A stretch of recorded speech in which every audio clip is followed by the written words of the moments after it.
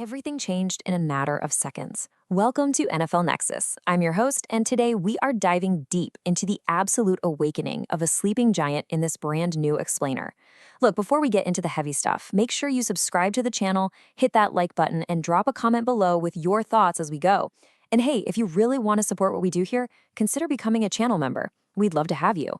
All right, let's get into it. For decades, literally decades, the Chicago Bears have been mired in this agonizing cycle of dashed hopes. It's been rebuild after rebuild, right? But as we look at the upcoming 2026 NFL season, the entire narrative hasn't just shifted, it has violently, irrevocably shifted. From the absolute highest levels in the boardroom, all the way down to the hidden assassins buried on the defensive depth chart, this historic franchise is currently executing a master plan that is poised to send absolute shockwaves through the entire league. And it all starts with one singular, mind-bending number. $5 billion. I just want you to let that number hang in the air for a moment. $5 billion. Now, you might be wondering, what does that actually mean in the grand scheme of an NFL franchise? Listen, this isn't some minor stadium renovation. This isn't a fresh coat of paint and some new concourses on a historic landmark. This staggering figure represents the literal financial shockwave of the Chicago Bears' massive new stadium push. For years, the stadium saga has dragged on, right? It dragged through the Chicago city limits, it flirted heavily with Arlington Heights, and it absolutely dominated the local headlines. Honestly, it was often viewed by outsiders as simple leverage, just a massive bargaining chip designed to force the state of Illinois into handing over a better deal. But this number, and the specific location attached to it, represents a terrifying reality for the traditionalists and a colossal, unprecedented leap into the future for the franchise's ownership group. And then we get this stark, chilling text message sent directly to ESPN's Adam Schefter by a highly placed source right after the Bears' board of directors voted to advance the stadium development. Quote, "Yeah, it is. It's not a bluff. There is more work to do, but barring anything strange, it's a done deal." End quote. I mean, wow.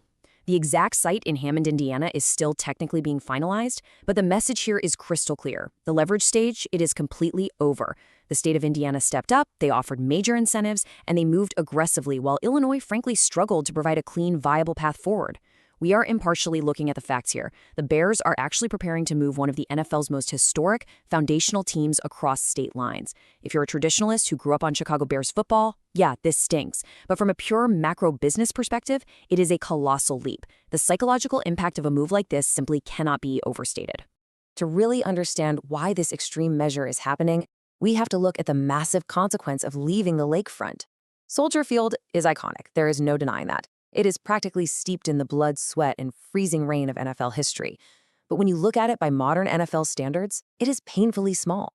It is entirely boxed in by its location. It severely lacks the infrastructure and the revenue-generating capabilities that modern, forward-thinking ownership demands. In stark contrast, this new Hammond Stadium is being envisioned as a $5 billion, completely controlled fortress. We are talking about a sprawling, state-of-the-art, campus-style development. Premium seating everywhere, the ability to host massive year-round events, unbelievable sponsorship potential, and a perfectly controlled, entirely optimized game day setup. It is a massive, symbolic break from the gritty, old-school past, designed from the ground up to position the franchise as a modern, undisputed financial powerhouse in the NFL landscape. But here is the undeniable, cold, hard truth of professional football. A $5 billion state-of-the-art fortress means absolutely nothing, literally zero, if you don't have a king to defend it. You can build the nicest stadium on the planet, but if the product on the field is broken, it's just an expensive, empty building.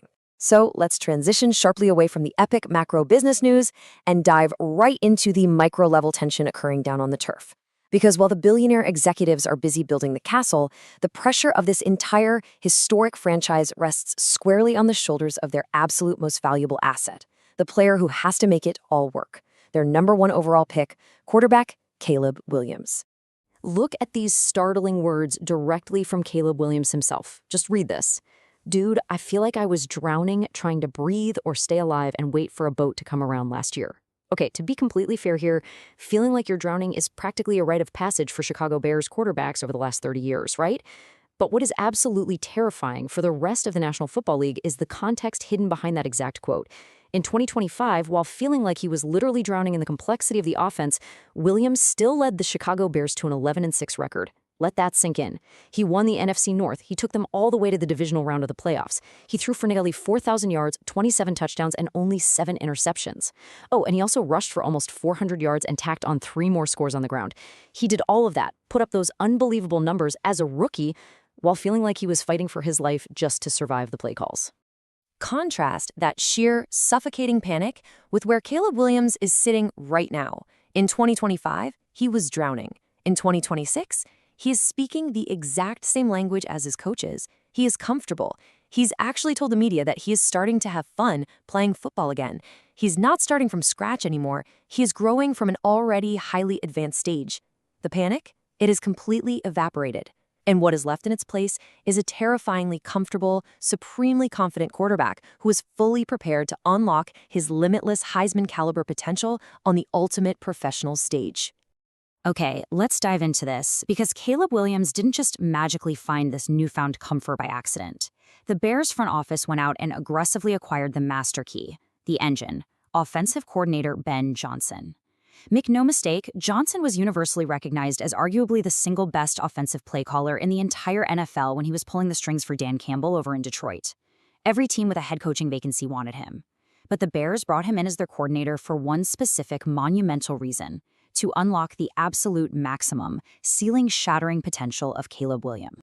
And to really wrap your head around what Ben Johnson brings to Chicago, you honestly only need to look at this one number: 564. I'm going to say it again: 564. That is the total number of points Ben Johnson's Detroit Lions scored in the 2024 season. Just let that hang in the air for a second.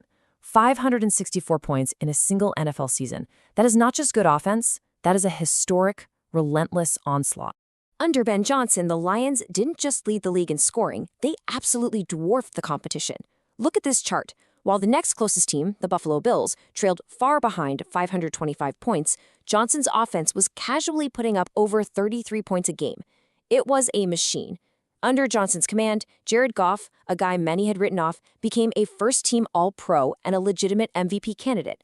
Goff was throwing for over 4,600 yards with an insane 72.4% completion rate. Now look, Jared Goff is a phenomenal quarterback. He truly is. But even his absolute biggest fans wouldn't dare argue that he possesses the raw, off-script, freakish athletic ceiling of Caleb Williams. So the absolutely crucial point here, the thing that should keep opposing defensive coordinators awake at night, is this. If Ben Johnson could orchestrate a historic 564-point offense with Jared Goff, pose yourself the frightening question of what he is going to do with a fully unlocked, totally comfortable, incredibly athletic Caleb Williams. The general manager, Ryan Poles, is a smart guy. He knows that a brilliant coordinator and a generational quarterback still need armor to survive a brutal 17-game season. So what did he do? He executed a massive, highly aggressive offseason retool specifically designed to insulate his king. Just look at the sheer scale of this armor. Poles didn't just casually plug a few holes, he completely fortified the trenches. He brought in battle-tested veterans like Jedrick Wills and Garrett Bradbury to lock down the offensive line. He went to the draft and secured raw, physical enforcers like Dylan Feeneman and Logan Jones. He added dynamic perimeter speedsters like Khalif Raymond and Xavion Thomas to stretch the field horizontally and vertically. He essentially raised the competitive baseline across the entire offensive roster, ensuring that Williams has the time to throw and the weapons to strike.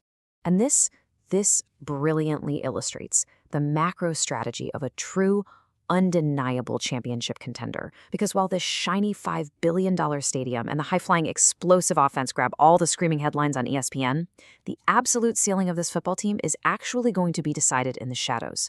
The Bears are quietly sitting on an absolute goldmine of underrated defensive talent. History tells us that a championship team relies heavily on the lethal, hidden defensive assassins operating in the dark, far away from the spotlight. Enter edge rusher Austin Booker, the one-on-one isolator. Now, what's really interesting about this slide is how Booker's role is entirely defined by the players around him. The Bears already have their terrifying headline star on the defensive line and Montez Sweat. Opposing offensive lines know this, so they will be forced into what we call sliding protections, basically meaning they have to shift multiple massive blockers entirely to Sweat's side of the field just to survive a passing down. This exact environment is specifically engineered to leave Austin Booker completely 100% isolated against a single blocker on the opposite edge. And Booker? He possesses the exact modern, twitchy physical profile required to brutally exploit those isolated matchups. The absolute beauty of Booker's role in this specific defense is the lack of immediate, overwhelming pressure on him. The Chicago defensive staff does not need him to miraculously become a 15-sack, double-digit artist tomorrow. They don't need him to be the superhero. They just need him to be the complementary spark. They need him to convert those highly favorable isolated pressures into sudden, game-changing plays. Think about it. If he can break the opposing protections just a fraction of a second faster, simply because the offensive line is panicked and overcommitted to Sweat, the Bears' defensive front violently transforms from a tough matchup into an absolute unblockable nightmare. And while Booker is busy disrupting the trenches up front, the secondary has its very own hidden dagger waiting in the wings. Kobe Bryant. He is a proven Super Bowl champion, and he is the ultimate adaptable momentum swinger. In a defensive backfield that already boasts highly established perimeter lockdown corners, Bryant represents a versatile, highly intelligent, roving chess piece that opposing offensive coordinators are going to severely struggle to account for on a week-to-week basis. Let's break down the actual consequence of the Bryant threat on the field. The Bears already have Jalen Johnson and Tyreek Stevenson completely locking down the outside boundary receivers. Because of that reality, opposing quarterbacks are naturally going to be funneled into trying to attack the middle areas of the field. And guess what? That is exactly where Kobe Bryant operates. He has the elite, veteran instincts to align anywhere on the field, seamlessly disguise complex coverages on the fly against the NFL's most explosive passing attacks, and most importantly, he creates devastating turnovers. He doesn't have the pressure to carry the entire secondary on his back. He just has to sit back, read the quarterback's eyes, and hunt the football when the QB is forced into making a bad, panicked decision. So when we zoom back out to the macro level, when we look at the whole picture, we see the complete, fully formed anatomy of a legitimate contender. The established veterans, the Montez Sweats, the Jalen Johnsons, they absolutely set the floor of this team. They guarantee, no matter what, that you will be a highly competitive football team. But it is these hidden contributors, the sleepers operating in the shadows like Austin Booker and Kobe Bryant, who ultimately determine the absolute ceiling. They are the exact difference between being a promising, fun team to watch on Sundays and being a legitimate, cold-blooded threat to actually go and win a Super Bowl championship. Guys, we are literally witnessing the assembly of a highly calibrated, unstoppable machine. The Chicago Bears 2026 awakening is built entirely on three undeniable pillars. First, the staggering $5 billion Hammond Fortress, signaling a massive, permanent shift in both financial and structural power for the franchise. Second, the Johnson-Williams engine, a generational quarterback who is no longer drowning in the playbook, paired directly with the most lethal, high-scoring offensive coordinator in the sport, all insulated by a massive, aggressive roster upgrade. And third, the sleeper defense, those hidden assassins perfectly positioned and ready to capitalize on the sheer chaos created by these superstar talent. The rebuilding curiosity is officially dead. The political leverage plays are over. This franchise is fully weaponized, and the sleeping giant is rapidly, aggressively waking up. They have the billions in funding, they have the master play caller pulling the strings, they have the generational king under center, and they have the hidden daggers waiting on defense. Which leaves us with one chilling, inevitable final thought as we look toward the future of this league. Is the rest of the NFL truly ready for the new Chicago Bears? Let me know what you guys think down in the comments. Don't forget to subscribe to NFL Nexus, drop a like, and consider hitting that join button to become a member. Thanks for watching this explainer, and I'll catch you in the next one.